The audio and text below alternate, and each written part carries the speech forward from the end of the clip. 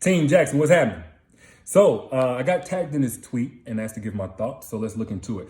It's from a young lady by the name of @funky__, and it says, "I find it very abusive to put pressure on men to provide us with a life we cannot provide for ourselves as women. As much as women are not rehabilitation centers for badly raised men, men are not poverty eradication plans for lazy women." And I know her resume is lit with that wordplay. But put it like this. I can appreciate the post. I can definitely appreciate the premise of whether you're a man or a woman. If you're coming into somebody else's life, you need to be coming in as an asset, not a liability. You don't need to be a setback. I don't care how fine you is or whatever. You need to have something to contribute. And that I totally agree with. But I do think it's a reach to say, first off, that it's abuse. Like, we're not going to just get in the habit of using the term abuse, loosely, because it's a very real thing with very real consequences.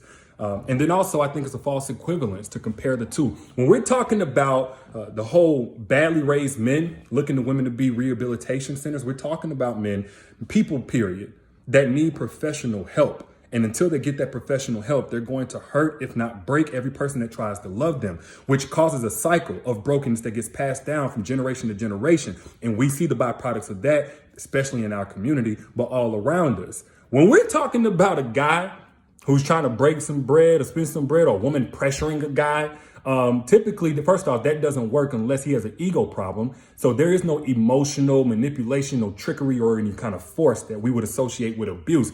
We're talking about a guy. Guys out here are offering to change women's lives and be a woman's blessing and, to spun a bag on her and go to the strip club, and they trying to pay for pussy. Guys are not volunteering to abuse themselves. So no, I do not think it's the same thing, although I do agree with the overall premise. But for a second, let's deal with this whole narrative of if a woman deals with a guy who has some money and she doesn't have money, then she's coming up.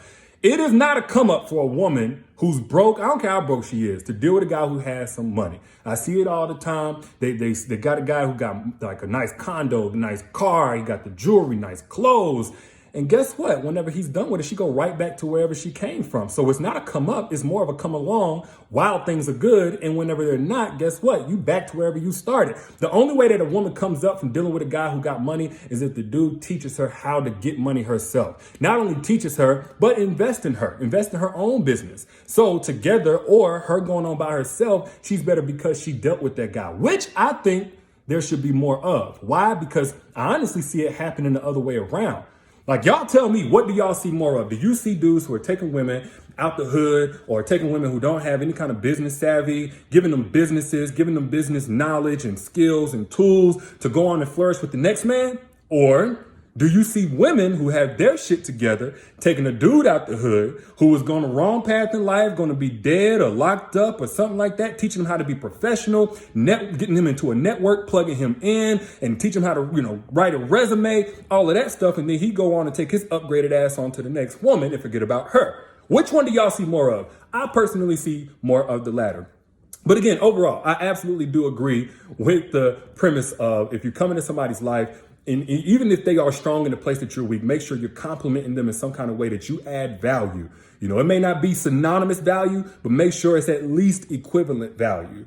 And I just think it's not the same, though, because when you're talking about putting your woman on game, you should be wanting to do that anyway, because it don't cost you shit. It don't hurt you. It don't set you back. It don't take away from you. It's either going to add to what you got, or she's going to be better because she came in your life, and everybody should be better because they came in your life, period. But y'all let me know what your thoughts are on the subject. And by the way, I'm going to be hosting a free live masterclass on how to identify, protect yourself, and heal from a narcissist. It's time we had this conversation, and we're only going to have it at the link down in the caption, and again, live in a couple of days, matter of fact. So hurry up and sign up if you're interested. Holla at y'all later. Y'all be good. Peace.